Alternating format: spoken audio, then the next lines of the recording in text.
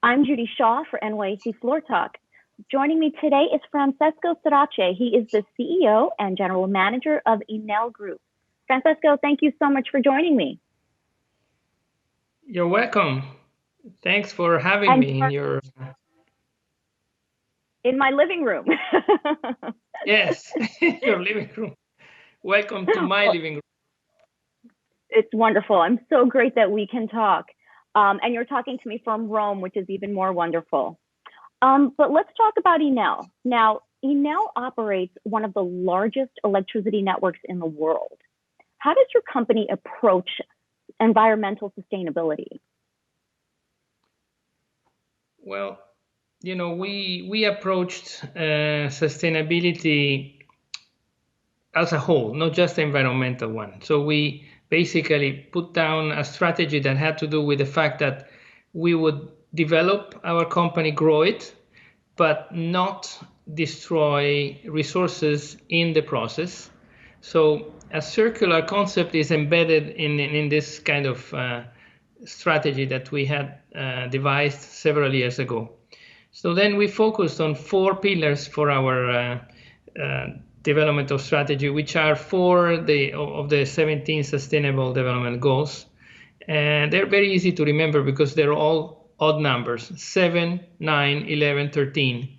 And they have to do with renewable energy and climates, the first and the last, and with development of urban infrastructure and digital transformation of society. So these are the goals where we put a lot of effort in developing our strategy.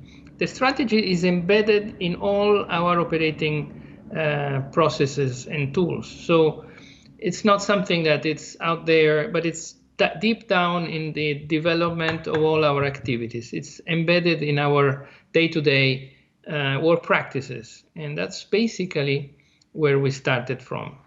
Okay. Now, it's an unprecedented time we're in right now with the coronavirus pandemic. Electricity is an essential service. How are you maintaining this service to your customers in Italy during this time? Well, we have about 73 million customers around the world, and they are all treated the same way. So what we're saying for Italy is valid for everybody. What we have done is, first of all, we focused on keeping the lights on. So continuity of service during the hot zone, during the difficult times of the lockdowns is critical. When people are locked at home, you don't want them to be without electricity. So we focused all our activities on 2 major things. Number 1, keep our workforce healthy, because if our workforce is not healthy, the system will not work. So protect our employees, number 1 priority. Number 2, keep the continuity of service. Everything else was driven out of the horizon of our activity, so we postponed anything that had not to do with these 2 things. Keep our employees healthy and keep the continuity of service. Just one thing, continuity of service. Doing that, trimming down all the unnecessary activity was the most easy part. Putting 37,000 people in smart working in about 10 days was kind of a feat, but we managed. And it's working pretty well. Making sure that those of us that work on power plants, on transmission lines, do their job protected and feeling secure and healthy is the most difficult part. And it's so far working pretty well. That we had to change a lot of things, but we did it so far. Now, you have 2 companies that are listed on the NYSE, Enel Americas and Enel Chile. How are they responding to the pandemic in their region? Well, they had an advantage because being part of the group, they prepared for the arrival of the virus with about 3 weeks ahead of schedule, let's put it this way, because we did all those preparations for the European area, so Italy, Romania, Spain, Russia, including the US. But then we said to the Latin American organizations, guys, it's going to happen, although it might look kind of far out. It's not that far out, so get ready. So they actually had, if you want, more time, and they did it in a precise way, because we had all the experience, but they replicated more or less the same pattern that I just told you. In this process, we drew a special insurance policy for all our employees that covers any one of us that is affected by the coronavirus and therefore hospitalized. And if one of these things happen, the colleague is having a special indemnification just for the coronavirus, on top of what is the normal insurance package that all our employees have. And that's an extra benefit which we thought we would throw into the package, because this is a very, very intense moment for all our employees, and we want them to be relaxed on this matter. Okay. And then finally, how do you see COVID-19 impacting Enel in the long term?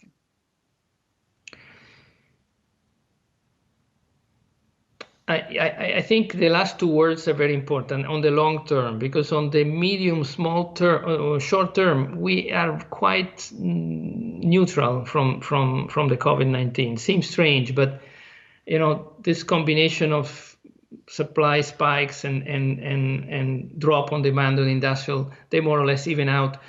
The years this year in which we work, typically the year in which we work is totally hedged. So we don't have a short-term impact, okay?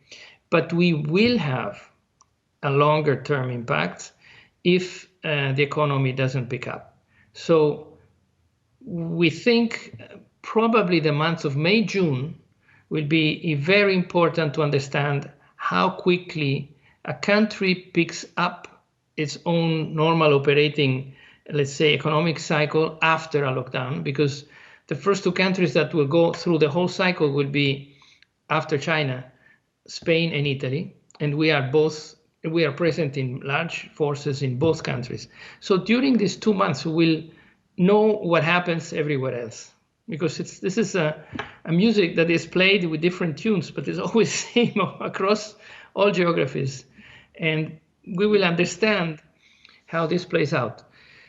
It's really difficult today to predict. There's not, again, this is a kind of a unique situation in the industry. It's the first time we've experienced this kind of turbulence. So it's hard. Today, it's probably it's going to be better than what people think, because when we are in a lockdown, everything seems very gloomy.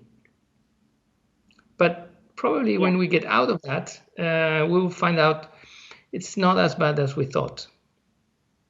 Mm-hmm. Okay.